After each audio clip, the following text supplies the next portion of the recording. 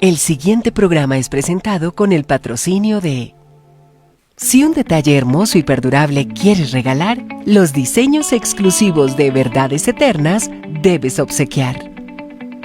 Solicita tu pedido al 317-427-0754. Verdades Eternas, diseños que edifican.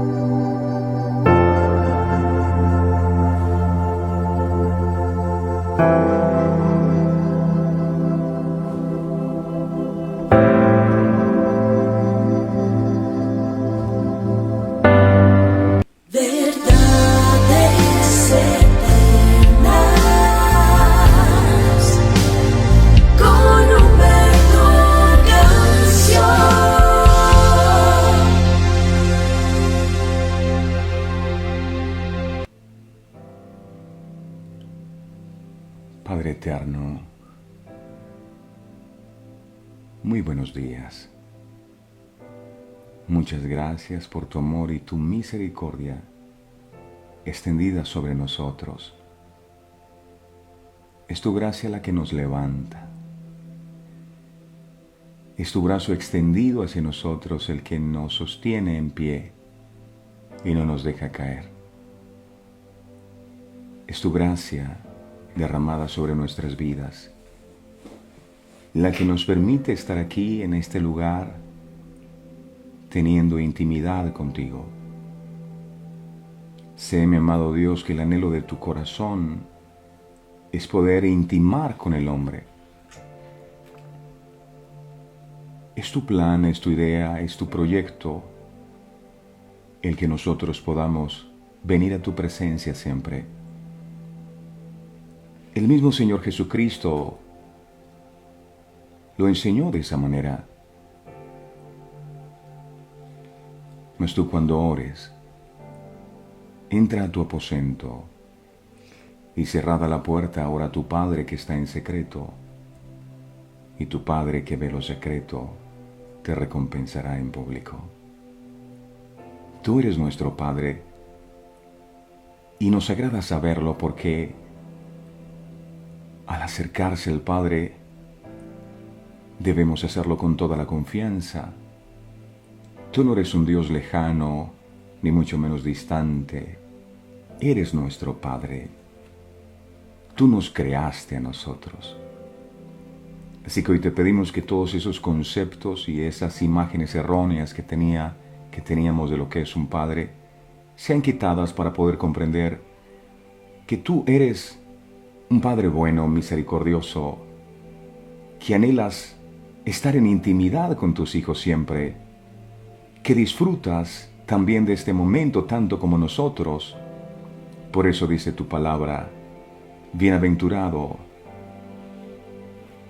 el que Dios escogiera y atrajere para morar en sus atrios. Seremos saciados del bien de tu casa, y con grandes cosas tú nos responderás en justicia. Somos afortunados, somos privilegiados de poder estar aquí, siendo instruidos por ti, siendo formados por tu santa palabra, en donde está la vida y vida en abundancia que necesitamos para seguir adelante. Amado, muchas gracias por la nueva oportunidad que nos brindas. Gracias, amado Dios, por el mensaje que hoy traes. Te pedimos que esta palabra pueda ser revelada a nuestros corazones. Quita los velos de nuestros ojos, arranca las tinieblas de nuestro corazón, y que la luz de tu palabra ilumine nuestro entendimiento para poder comprender lo que tú quieres hablarnos. Habla, mi Señor, que tu pueblo escucha. Tenemos sed, tenemos hambre de ti. Que la gloria tuya descienda poderosamente sobre nosotros, sobre todas estas familias que se unen a hacer esta oración en esta hora. Que la bendición tuya nunca falte. Sorpréndeles gratamente hoy. Tócales con el poder de tu Espíritu, restáuralos y levántalos para gloria y honra de tu precioso nombre. Gracias de antemano, mi Dios, por todo lo que harás hoy. Te alabamos y te bendecimos. Toma el control de este lugar, este es tu altar. Y hemos venido a adorarte a ti, solo a ti, amado. Gracias por estar en medio de nosotros. Te alabamos y te bendecimos en el nombre del Padre, del Hijo y del Espíritu Santo. Amén, amén y amén. Qué bueno es Dios, y su misericordia es para siempre. Es su misericordia extendida sobre nosotros, la que nos da una y otra oportunidad para buscarle, para poder tener estos momentos de comunión con Él, con la certeza de que Él está con nosotros. Hebreos 11:6 dice que es necesario que los que nos acercamos a Dios creamos que Él existe, que Él es real y que Él es galardonador de los que le buscan. A mí me impresiona el caso de una mujer que tenía flujo de sangre hacía 12 años y había buscado muchos médicos y la cosa no mejoraba. Y dice la palabra que todos los recursos que esta mujer tenía los invirtió tratando de encontrar su sanidad y no había podido. Cuando una persona está enferma, hace lo mismo. Humanamente hablando, va a un lado, va a otro, toca una puerta, toca otra, intenta con un medicamento y nada funciona. Y cuando ya nada podemos hacer en nuestras fuerzas, entonces es donde Dios empieza a orar, y pasó con esta mujer. O había gastado todo. Pero el día que esta mujer oyó hablar de Jesús, la fe volvió a encenderse en su corazón. Y hoy yo no conozco la situación que usted esté viviendo a nivel de la salud, cómo se sienta, si tal vez tiene muchos temores pensando que lo peor puede pasarle, que el desenlace de su estado puede ser fatal, y tal vez tienes miedo y te angustia. Y tal vez has perdido la esperanza de que esa dolencia que estás atravesando nunca se te va a quitar, que el dictamen que el médico te va a dar va a ser el peor. Esta mujer de la cual estoy hablando hoy había perdido las esperanzas. Pero cuando oyó hablar de Jesús, ella escuchó una predicación de Jesús. ¿Qué le habrán dicho de Jesús? Seguramente le dijeron: Jesús es el Mesías. Jesús es el Salvador del mundo. Jesús hace milagros y yo los he visto con mis propios ojos. Y si Jesús ha podido sanar a un paralítico, Jesús también puede sanarte a ti. Y esas palabras que aquella mujer escuchó encendieron en su corazón la fe. Y ella no solo creyó en su corazón, sino que empezó a confesarlo con sus labios. El poder de la confesión. Y ella empezó a decir: si tan solo tocar el borde de su manto, yo seré salva. Mira cómo todo cambió su manera de hablar. La pregunta es: ¿tú cómo estás hablando con respecto a la situación que estás viviendo? Esto no cambia. Cada día estoy peor. Esta situación es cada día más difícil. Nadie me va a poder ayudar. Yo nunca voy a poder salir de aquí. ¿Qué es lo que tú hablas? Porque la vida y la muerte, dice el Señor, están en poder de los labios, y el que la ama comerá de sus frutos. Entonces habla vida hoy. Cree que el Todopoderoso puede sanarte. Cree que el Dios eterno tiene el poder para restaurarte. No importa el problema que estés viviendo, ni la situación que estés atravesando. El Dios en el que tú y yo hemos confiado es grande, es poderoso. Y efectivamente, así como esta mujer lo creyó, el milagro ocurrió en su vida, y aquel flujo de sangre que llevaba 12 años, en un instante fue sanado. Un instante. Dios no necesitó toda una vida para sanarla. Un instante basta. Y creo con todo mi corazón que ese problema que tú puedes estar viviendo hoy, en un instante puede cambiar. Dios lo puede hacer. En un solo instante puede cambiar tu economía. En un solo instante Dios puede cambiar tu situación. Lo único que el Señor te pide es: no dejes de creer. Amén.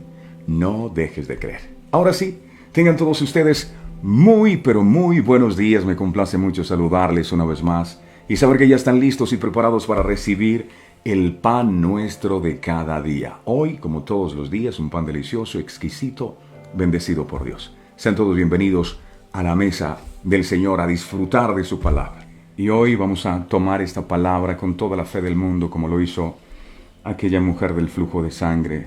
Ella, cuando oyó hablar de Jesús, como nosotros nos disponemos a oír hablar de Él, dice que se encendió su fe y ella empezó a confesar su milagro, y el milagro ocurrió porque la palabra es la cuota inicial del milagro.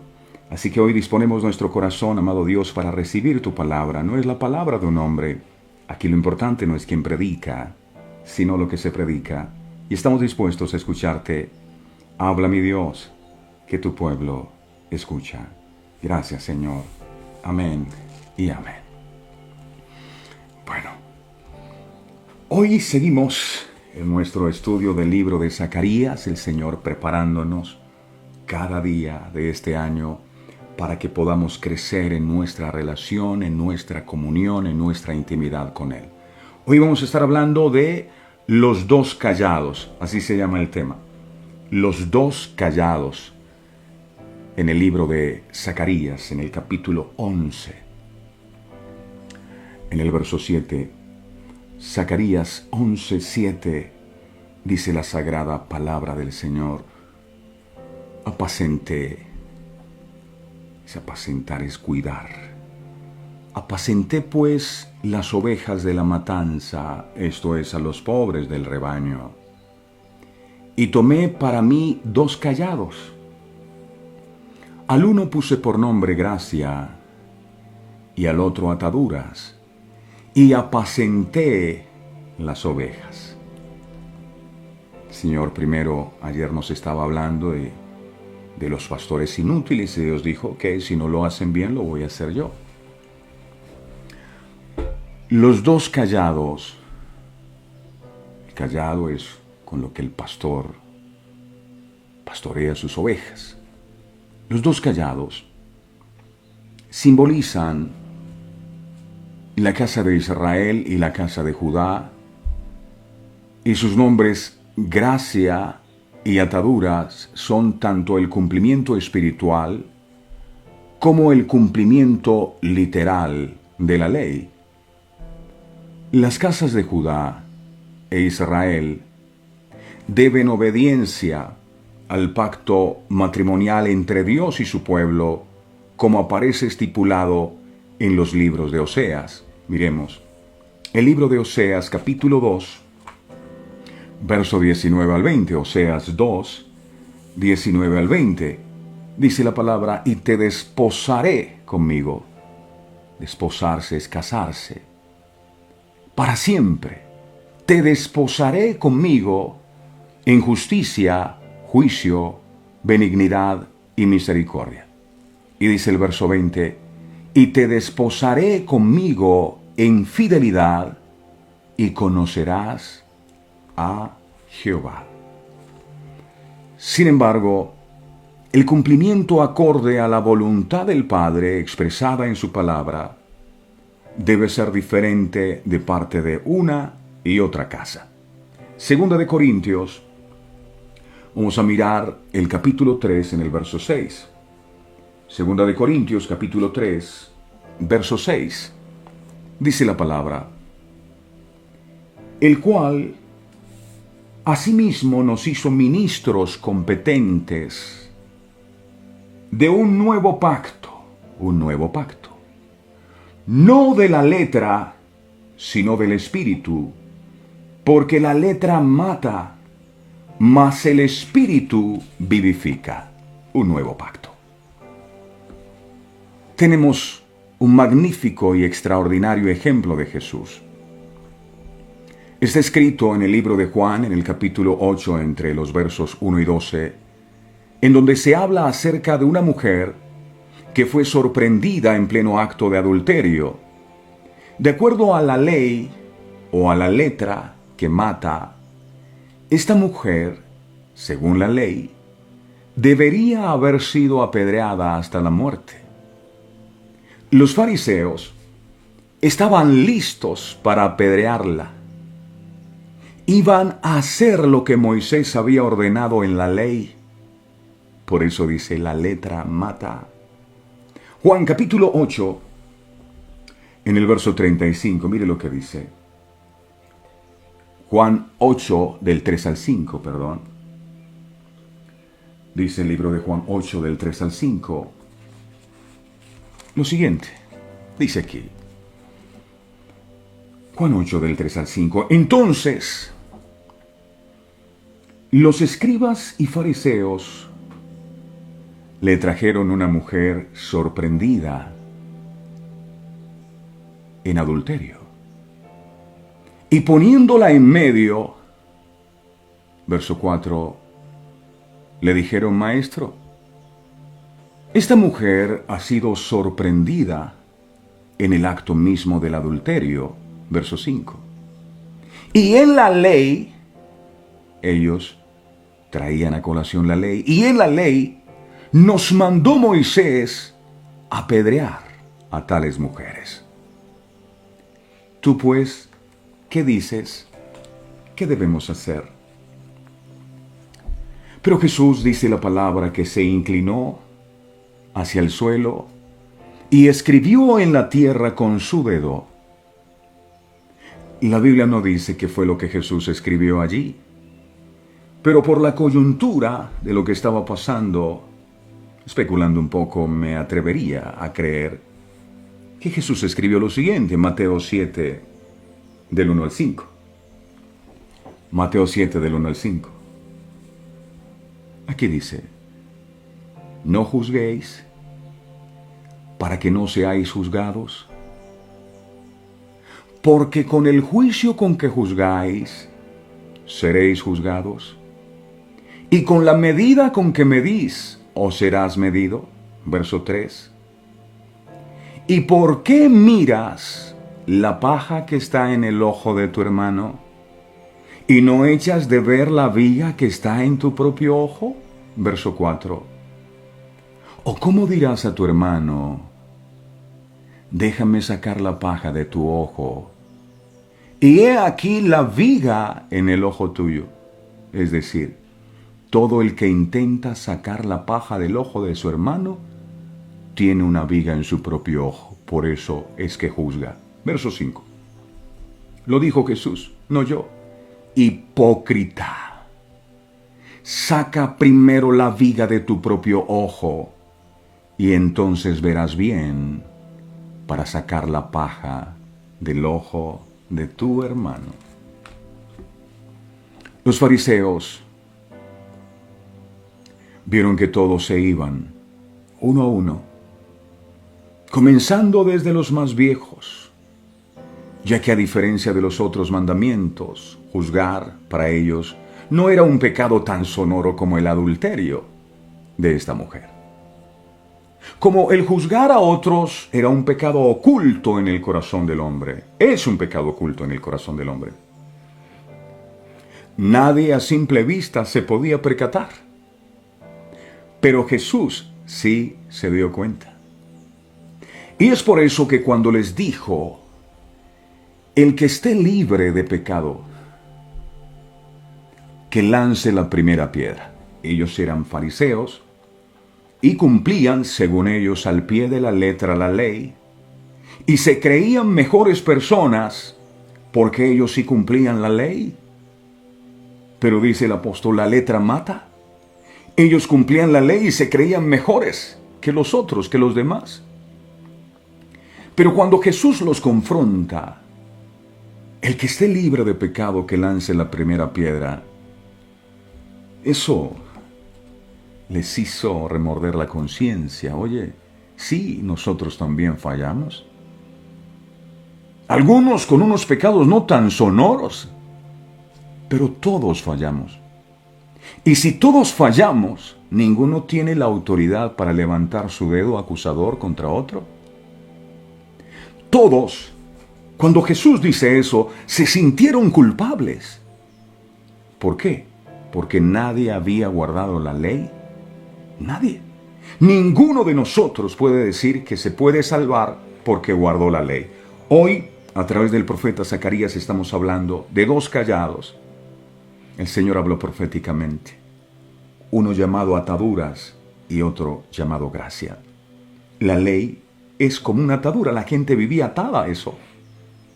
Cumplían ritos legalistas. Ellos no cumplían la ley, por eso no pudieron apedrear a aquella mujer y tuvieron que soltar las piedras con la que la querían matar. Como si pretendían que esta mujer guardara la ley. Es que la ley dice que una mujer que está en adulterio hay que matarla. ¿Y por qué la ley no dice que el que juzga también es un pecado? Jesús se levantó y le dijo a la mujer, en Juan, capítulo 8, versos del 8 al 11. Juan 8, del 8 al 11. Le dijo Jesús, dice la palabra aquí, e inclinándose de nuevo hacia el suelo, siguió escribiendo en tierra. Verso 9. Pero ellos, al oír esto, acusados por su conciencia, salían uno a uno, comenzando desde los más viejos hasta los postreros, y quedó solo Jesús y la mujer que estaba en medio. Verso 10. Enderezándose Jesús, y no viendo a nadie sino a la mujer, le dijo, Mujer, ¿dónde están los que te acusaban? ¿Ninguno te condenó? Verso 11. Ella dijo, ninguno, Señor. Entonces Jesús le dijo, ni yo. Oiga, esas son palabras mayores. Ni yo. ¿Quién es yo? ¿Quién está hablando en ese momento? Está hablando Dios encarnado. Ni yo, que soy Dios, te condeno. Tremendo. Ni yo, que soy Dios, te condeno. Vete y no peques más.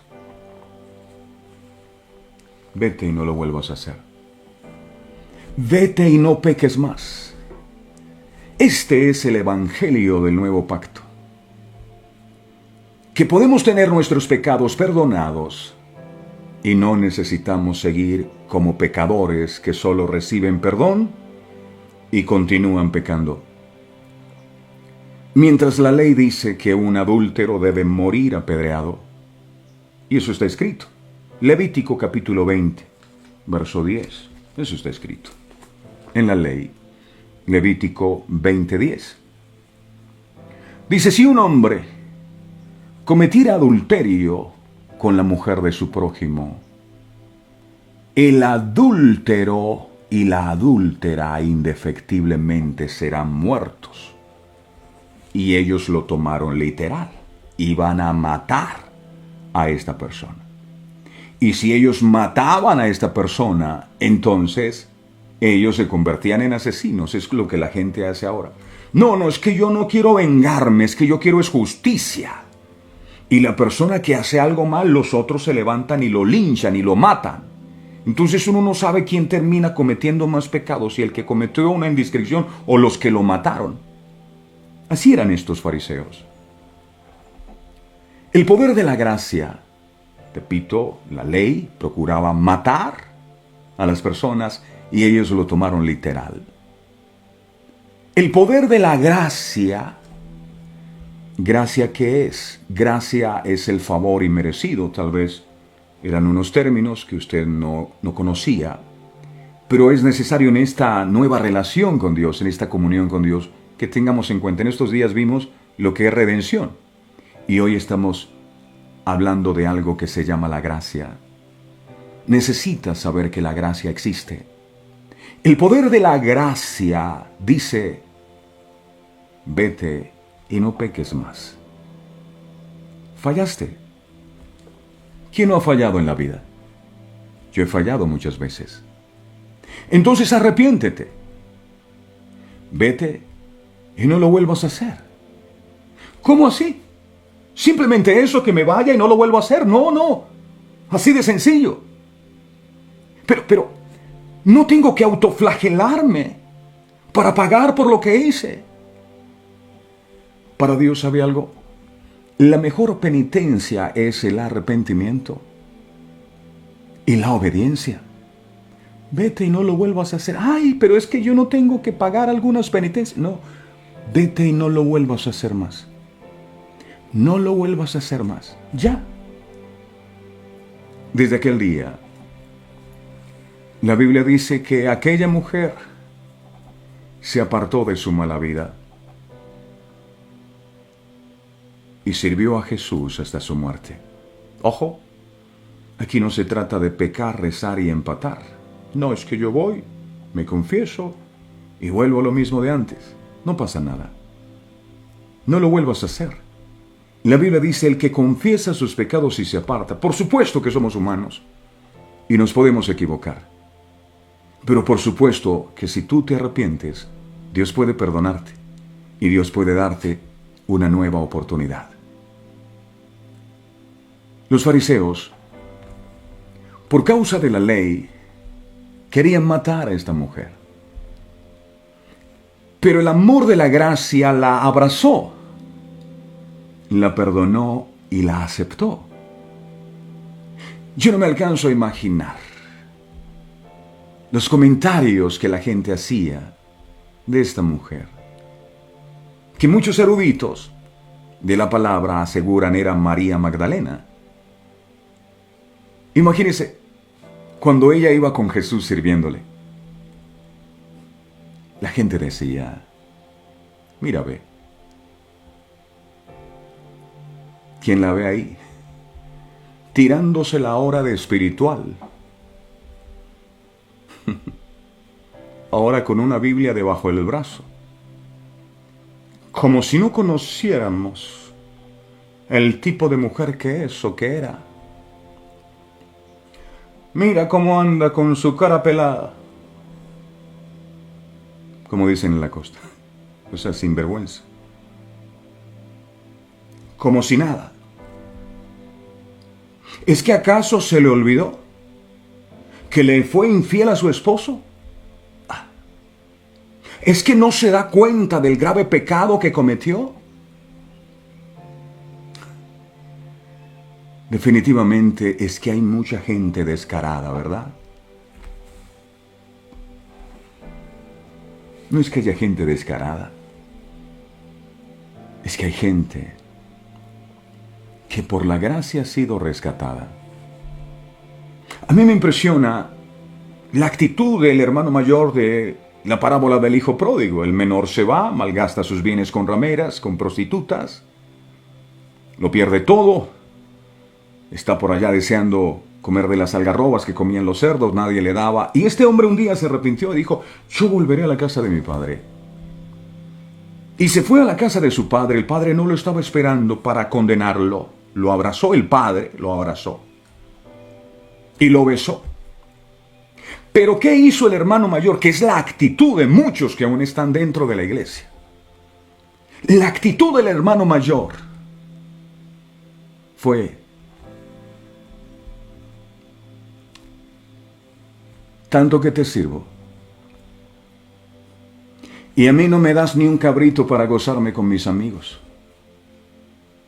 En cambio, este que malgastó sus bienes con rameras, a este sí le haces fiesta.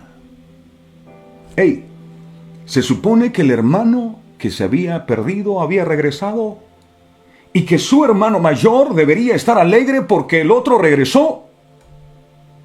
Pero hay una generación de creyentes con la actitud de este hijo mayor dentro de las iglesias que no conciben que una persona se pueda equivocar y que Dios la pueda restaurar y levantar. Se enojan que Dios tenga misericordia con el perdido.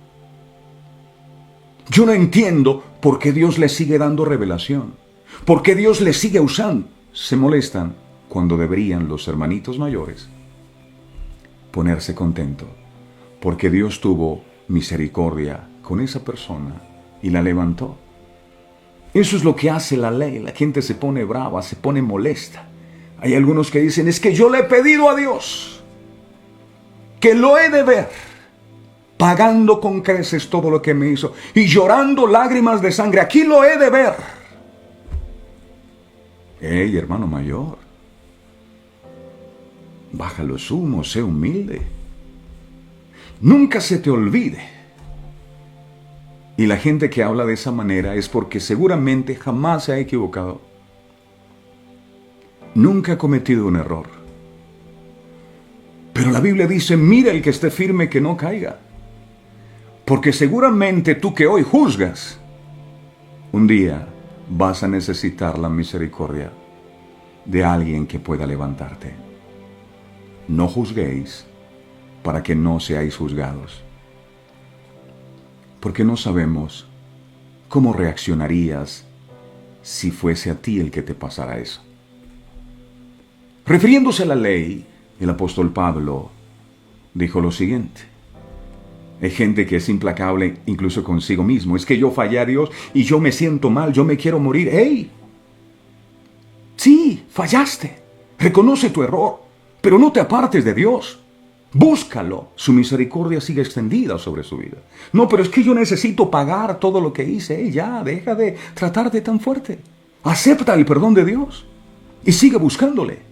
Gálatas capítulo 4, verso 31. Muchos como Adán, es que me escondí porque tuve miedo y Dios lo estaba buscando.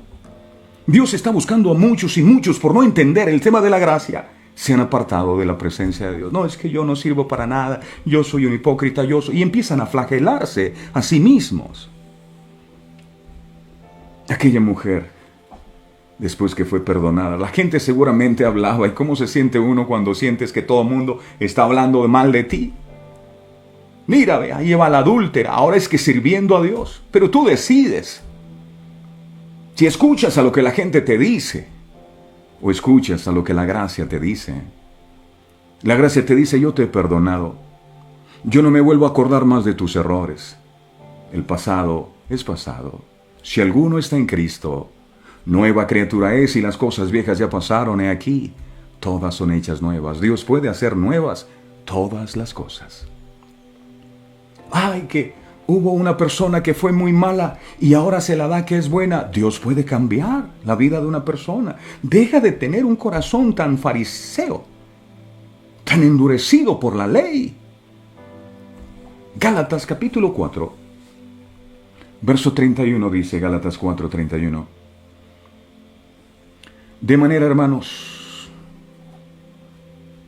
que no somos hijos de la esclava es la ley, sino de la libre es la gracia.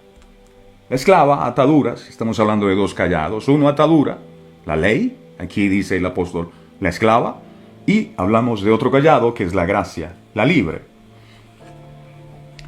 Nos adentramos en el propio corazón de la carta a los Gálatas, la parte más importante y por ello más extensa de la misma.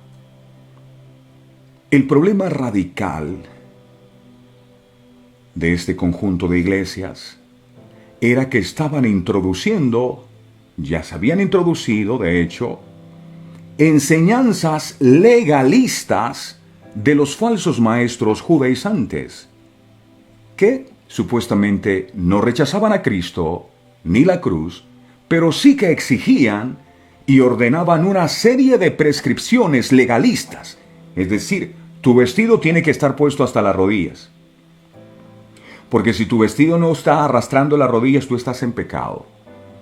Tú no te puedes pintar porque eso no es de Dios, te vas a ir al infierno. Es decir, debías abrazar la ley y el judaísmo para ser justificado, unido a la fe en Cristo. Es que las mujeres tienen que estar sometidas a sus maridos y la mujer no puede predicar, hermano, porque el hombre es cabeza. Yo pregunto, ¿será que si una persona, una mujer le predica a alguien y esa persona se salva, no va a entrar al reino de los cielos porque fue una mujer la que le predicó? Legalismo. Para ellos Jesús no es suficiente. De ahí la necesidad de la ley. Gran error. Si el libro de Gálatas corrige el error de creer que la salvación podía ganarse por medio de alguna fórmula legalista, estos versículos que hoy estamos tratando son el clímax del propio libro, donde va a tratar de demostrar que la ley es inferior a la gracia y además se va a valer de ilustraciones y argumentos para tratar de establecer el verdadero propósito de ambas, de la ley y de la gracia. El actual legalismo de hoy, que predica que la justificación y la santificación dependen de esfuerzos propios personales, negando así la total suficiencia de la cruz y la obra santificadora del Espíritu Santo, es el mayor enemigo del Evangelio de la gracia de Dios. Gálatas, en el capítulo 3, verso 19 al 22. Gálatas 3, 19 al 22. Dice la palabra: entonces, ¿para qué sirve la ley? Fue añadida. Esa palabra añadida no formaba parte del pacto en sí misma, a causa de las transgresiones, es decir, para revelar y mostrarnos nuestra transgresión, nuestro pecado, hasta que viniese la simiente a quien fue hecha la promesa, es decir, hasta el cumplimiento perfecto del tiempo, y fue ordenada por medio de ángeles en mano de un mediador, verso 20, y el mediador no lo es de uno solo, pero Dios es uno, verso 21. Luego, ¿la ley es contraria a las promesas de Dios? En ninguna manera. Porque si la ley dada pudiera vivificar la justicia, fuera verdaderamente por la ley, verso 22. Mas la Escritura lo encerró todo bajo pecado, para que la promesa, que es por la fe en Jesucristo, fuese dada a los creyentes. Quiero que miremos otro texto, Deuteronomio 32, 2. Dice, 33, 2. Deuteronomio 33, 2. Dice,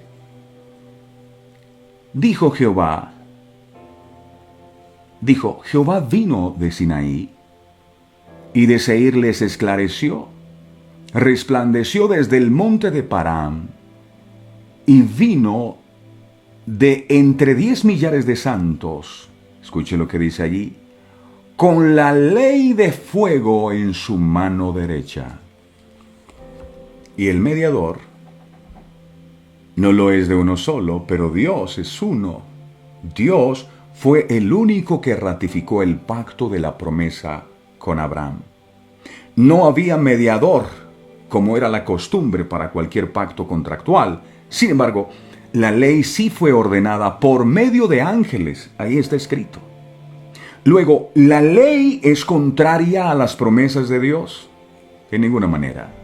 No hay oposición entre la ley y la gracia, y para ello utiliza la forma más enfática de negación. Porque si la ley dada pudiera vivificar, no es contraria a la promesa, sino más bien complementaria, ya que es el mismo Dios quien dio ambas, y Él no se contradice, la justicia fuera verdaderamente por la ley. Mas la Escritura, que es la ley, lo encerró todo bajo pecado. Eclesiastés. Miremos el capítulo 7 en el verso 20, por favor, Eclesiastés 7:20. Dice la palabra, Eclesiastés 7:20, dice, ciertamente no hay hombre justo en la tierra, que haga el bien y nunca peque. No hay, no existe.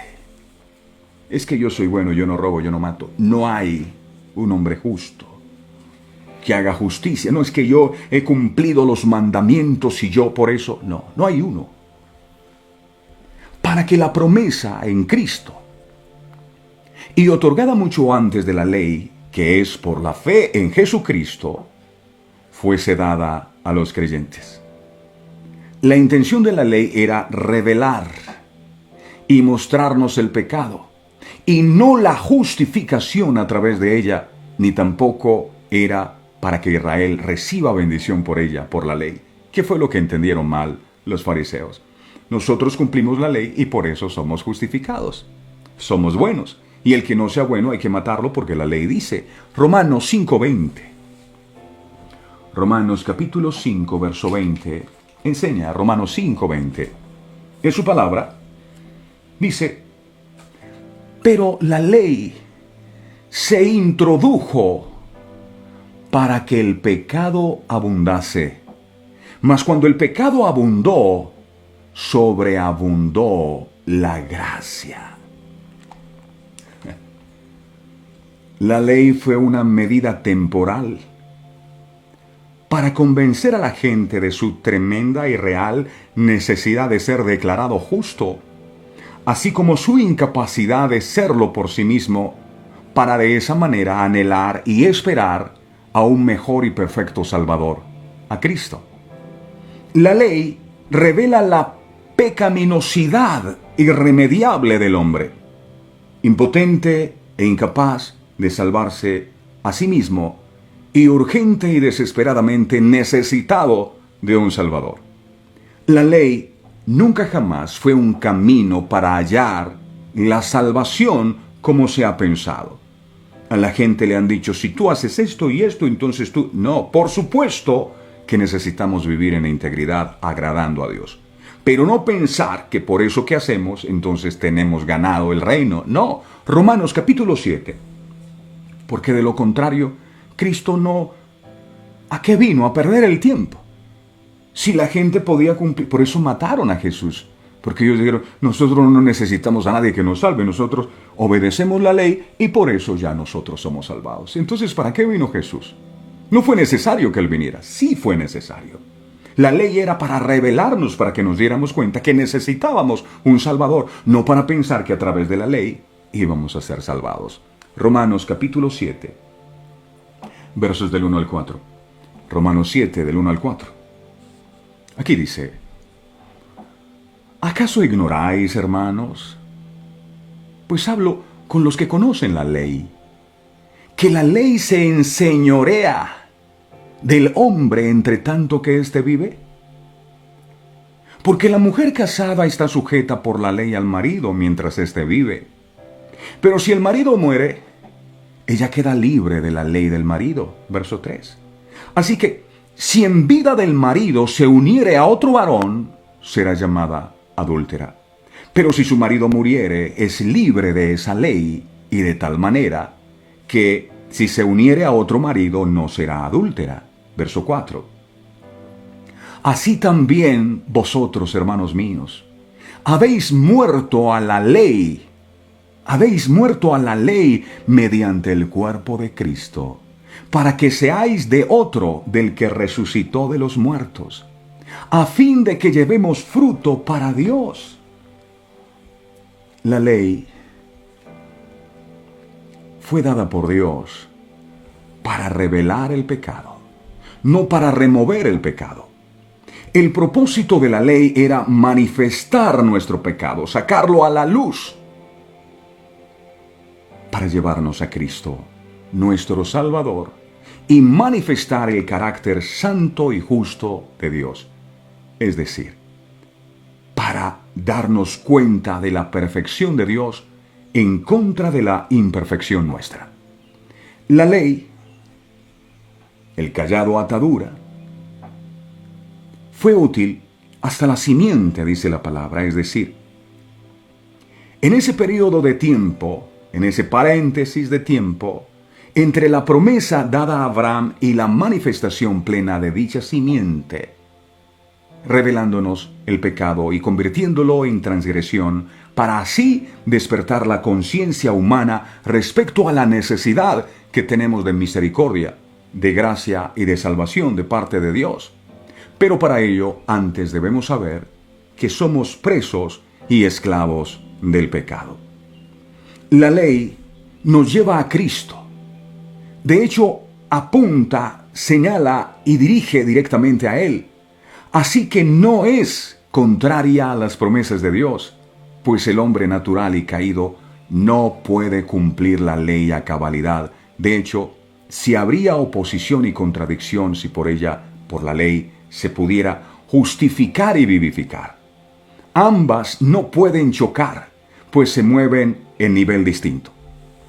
La vida se ha de manifestar a través del Mesías Salvador, quien a través de su perfecto sacrificio en la cruz del Calvario abrió la ventana al perdón, porque Él sí que removió el pecado al llevarlos sobre sí mismo y ser juzgado y tratado como culpable de todos y cada uno de ellos.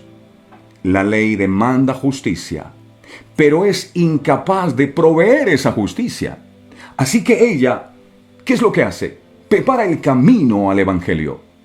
Es complementario, ya que revela la pecaminosidad del hombre y le revela la urgente e inmerecida salvación que se ofrece gratuitamente a través de la promesa. Romanos capítulo 3. Miremos el verso 20, Romanos 3:20. Dice, Romanos 3:20, ya que por las obras de la ley, dice allí, ningún ser humano será justificado delante de él. ¿No es que yo soy bueno? No, ningún ser humano por sus obras será justificado. Porque por medio de la ley es el conocimiento del pecado. Verso 21. Pero ahora, aparte de la ley, se ha manifestado la justicia de Dios, testificada por la ley y por los profetas. Verso 22. La justicia de Dios por medio de la fe en Jesucristo para todos los que creen en Él, porque no hay diferencia. No hay diferencia. La ley lo encerró todo y a todos, bajo pecado. De la misma manera que un preso que gime, que grita y que en vano busca alguna salida de una cárcel de máxima seguridad, aunque esta cárcel, la ley o el cayado llamado ataduras, tiene una salida. En definitiva, Dios usó la ley, vino después de la promesa, como un fin o con un fin temporal y cuyo propósito era guardar y custodiar a su pueblo a causa de las transgresiones, para entonces llevarlos a Cristo. La ley fue un instrumento temporal, repito, para su propósito. ¿Cuál es su propósito? La promesa de Génesis, capítulo 12, verso 3. Génesis 12, 3 tiene una promesa poderosa. Esto le dijo el Señor a Abraham: bendeciré a los que te bendijeren, y a los que te maldijeren maldeciré, y serán benditas en ti todas las familias de la tierra. Todas las familias de la simiente de Abraham. Pero Satanás lo distorsionó y despertó en el hombre. O despertó el deseo del hombre caído para autojustificarse con Dios a través de la ley. No es que yo he obedecido la ley y por eso me autojustifico. La economía, el plan ideal de Dios es la fe. La ley fue añadida más tarde por las transgresiones y al cumplir Cristo la ley, Dios pretende que su pueblo volviera y vuelva a su economía original. Ya Cristo acabó con el pecado y las transgresiones. No hace falta entonces la ley. ¿Cuál es la voluntad de Dios? ¿Hacernos personas que guarden la ley o hacernos hijos que heredan la bendición de la promesa? Te pondré una fácil y vulgar ilustración. Piensa en el lavamanos, cuando vas al baño, el lavamanos, y piensa en el espejo. Ambos tienen funciones diferentes y complementarias. El espejo, en este caso la ley, nos revela la suciedad, pero no nos limpia. El espejo no te va a limpiar. Cosa que sí hace el lavamanos, en este caso la fe en Cristo Jesús. Gálatas capítulo 3, verso 23 al 24. Gálatas 3, 23 al 24. Porque uno dice, no, es que yo cumplo la ley. No, tienes el espejo. Te muestra, te revela, pero no te quita la suciedad. Gálatas 3, 23. Dice la palabra: pero antes que viniese la fe, estábamos confinados bajo la ley, bajo su custodia, como una especie de carcelero, encerrados.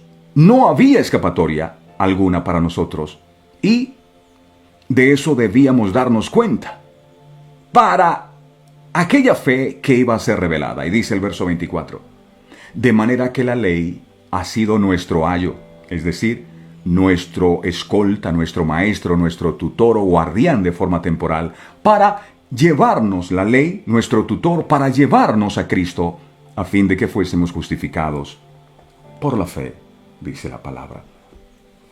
Pablo dice que la ley hace carcelero, que la ley nos vigila y nos encierra a todos y a todas bajo pecado, para que los prisioneros, o sea, nosotros, nos diéramos cuenta que no podíamos escapar a no ser por la fe en la promesa, que es la única llave que abre la puerta de esa prisión. Una prisión que duró hasta que se reveló plenamente la fe en la persona y obra de Cristo. Eso se llama gracia, y hoy el Señor nos está hablando de dos callados, con lo que Él nos va a pastorear. Uno llamado ataduras y otro llamado gracia. Además, nos dice que cumple la función de ayo, esa ley, pedagogo, es decir, el tutor inseparable de un niño que le guía en sus primeros pasos hasta dejar de ser niño, siendo enteramente responsable de su bienestar moral y físico. La ley es nuestro ayo en la medida que nos muestra nuestros pecados, nos lleva a Cristo, a sus brazos, y fue precisamente Cristo quien cargó nuestros pecados, los quitó todos en un día y para siempre. No fue la ley, fue Cristo. Zacarías, capítulo 3, en el verso 9, Zacarías 3, dice la palabra, Zacarías 3, verso 9 dice: porque he aquí aquella piedra que puse delante de Josué, sobre esta única piedra hay 7 ojos, he aquí yo grabaré su escultura, dice Jehová de los ejércitos, y quitaré el pecado de la tierra en un día. Quitar. Con la llegada de Jesús, ya no necesitábamos a ese tutor, a esa escolta o a ese callado llamado ataduras, que era la ley, la cual tuvo una labor instructiva. Pues todos somos hijos de Dios por la fe en Jesucristo, no por las obras de la ley. Juan 1:12. Por eso los fariseos se volvieron legalistas, por el tema de la ley, y por eso el apóstol habla y dice, la letra mata. Juan 1:12. Dice la palabra en Juan 1:12, mas a todos los que le recibieron, a los que creen en su nombre, les dio potestad o autoridad de ser hechos hijos de Dios. Ay, pero no todos somos hijos de Dios. No. Mas a todos los que le recibieron, solo a los que reciben a Jesús, Él les da potestad de ser hechos hijos de Dios. Yo pensé que todos éramos hijos de Dios. No. Somos criaturas hechas por Dios, y cuando recibimos a Jesús, Él nos da potestad o autoridad, o Él certifica que somos ahora sí hijos de Dios. Todos sin distinción, no mediante la ley, sino de la fe en Jesucristo, somos uno con Él y en Él. Venido el Hijo, ya no tenemos necesidad de la ley, ayo o pedagogo, pues ya somos mayores y guiados por el Espíritu Santo. En Cristo desaparecen todas las diferencias de consideración y las barreras en cuanto a la relación con Él. No hay distinción. Antes todos, por causa de la ley, todos estábamos muertos. Todos por causa de la ley estábamos condenados. O que me diga alguien si es capaz de cumplir todos los mandamientos de la ley. Ahora, en Él estamos vivos, en Jesús, por la fe en Él, reconciliados y vestidos de la justicia de Cristo. De tal manera que, como miembros de las tribus que se perdieron, pero que ahora, por medio de Cristo, son reincorporados al olivo, la casa de Israel también debe obedecer la ley, pero no en la misma forma literal que sus hermanos. Acuérdense de esto, querían matar a alguien que había pecado, porque se la tomaron de manera literal. Los de la casa de Judá, judaísmo, si ahora bajo el nuevo pacto, no de la letra, cumplimiento literal, sino del espíritu, que es el cumplimiento espiritual, el cual, insistimos nuevamente, no es otra cosa sino la gracia. La gracia. Romanos capítulo 7, verso 6. Romanos 7, 6. Pero ahora estamos libres de la ley por haber muerto para aquella en que estábamos sujetos, atadura, de modo que sirvamos bajo el régimen nuevo del Espíritu y no bajo el régimen viejo de la letra. Los dos callados, o ramas, de las cuales habla el profeta Zacarías, simbolizan la forma en la que el príncipe, en medio de su pueblo, Jesucristo, nos traerá así para llevarnos de regreso al Padre, a Judá con el cayado llamado ataduras, y a Israel con el cayado llamado gracia. ¿Qué es gracia? Gracia significa el favor inmerecido. Así se recibe la salvación, es por gracia, sin merecerlo, no por obras, dice la palabra, para que nadie se gloríe. No por obras, es por gracia. Y termino con esto. La salvación por obras, nadie la puede alcanzar. Solo a través de la gracia, el favor inmerecido que nadie puede pagar. Nadie puede pagar. Yo no sé si usted había escuchado de este término, la gracia, pero estamos aquí, debemos recordarlo, es por su gracia, es por su amor y por su misericordia. Hoy tenemos que reconocer humildemente que no estamos aquí porque somos buenos, porque somos los mejores padres, porque somos los mejores hijos, porque hacemos buenas obras. Aquí no estamos por nada de eso. Yo no sé si todavía tú estabas teniendo una relación con el Señor en base a la ley y te enfocaste en decir, bueno, si yo cumplo este mandamiento, Dios tiene que bendecirme si yo hago esto. Por supuesto que hay que cumplir los mandamientos. Pero no debemos pensar que por cumplir los mandamientos, entonces Dios tiene que salvarnos. La salvación es el favor inmerecido de Dios. Ningún ser humano ha podido ni podrá cumplir la ley al pie de la letra. Todos fallamos de una u otra manera, y eso fue lo que no entendieron aquellos fariseos que pretendían flagelar a aquella mujer que habían encontrado en pleno acto de adulterio. A veces nosotros tomamos la misma actitud con nosotros mismos, queremos flagelarnos porque cometimos un error, porque fallamos y porque nos equivocamos. Pero hoy hemos entendido, mi Señor, que no debemos vivir esclavizados a la ley, sino atados a esa gracia que tú nos ofreces a diario. Yo te voy a invitar a que hagas un ejercicio y recuerdes cómo era tu vida cuando no conocías al Señor. ¿Dónde estabas? Y sinceramente responde si hiciste méritos suficientes para que Jesús muriera por ti en la cruz del Calvario. Ninguno de nosotros hizo mérito. Yo no hice mérito para que Él muriera. Sin embargo, Él lo hizo por amor. Ahora, si fue su amor el que te alcanzó, ¿qué te está haciendo pensar en este instante que son tus obras las que van a impactar el corazón de Dios? Por eso tal vez no llevas una vida cristiana o una relación con Él en libertad, sino con ataduras. El enemigo ha aprovechado esta situación para condenarte permanentemente y decirte tú no cambias, tú eres malo. No, aquí estamos es por gracia. Necesitamos o entendemos, Señor, que la obra todavía no ha sido perfeccionada, porque tu palabra dice que la obra que tú comenzaste a hacer en nosotros la vas a perfeccionar. Ninguno de nosotros está perfecto todavía, pero tú prometes en tu palabra que nos vas a perfeccionar y lo vas a hacer. Y nosotros estamos dispuestos a recibir ese perfeccionamiento que tú a través de la palabra has estado haciendo en nosotros. Pero ayúdanos a despojarnos de toda esclavitud en la que habíamos caído, de toda religiosidad y de todo legalismo, pensando que esa era la manera de poder acercarnos a ti. Pero hoy vienes tú con tu amor, como lo haces siempre, y nos hablas de estos dos callados, ataduras y el callado de la gracia. Hoy nos tomamos de ese callado de la gracia. Sabemos que si estamos con vida es por la gracia. Si estamos delante de ti, es por la gracia. Si entendemos este mensaje, es por tu gracia, es por tu amor, es por tu misericordia. Yo te alabo con todo mi ser Y te doy gracias por haberme mirado con gracia, por haber extendido sobre nuestras vidas tu favor inmerecido. Gracias, amado Dios. Te amamos con todo el corazón y te bendecimos. En el nombre del Padre, del Hijo y del Espíritu Santo.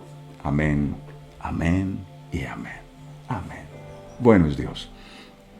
Su misericordia es para siempre. Y así como Él tiene misericordia con nosotros, deberíamos también tener misericordia con otros. Lo puede hacer, suscríbase. Verdades Eternas con Humberto Cancio, al igual que nuestra fanpage en Facebook. Si hay alguien que quiere invitar, envíele ese link de la página del fanpage. Ahí está, aparece en pantalla.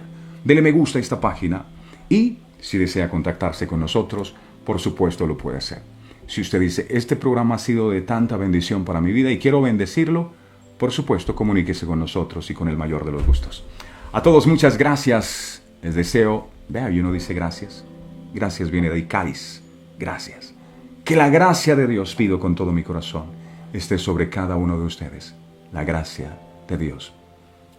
Nunca olviden, la salvación por obras nadie la puede alcanzar. Solo a través de la gracia, el favor inmerecido que nadie puede pagar. Solo Jesús. Bendiciones para todos. Este programa fue presentado con el patrocinio de... Si un detalle hermoso y perdurable quieres regalar, los diseños exclusivos de Verdades Eternas debes obsequiar. Solicita tu pedido al 317-427-0754. Verdades Eternas, diseños que edifican.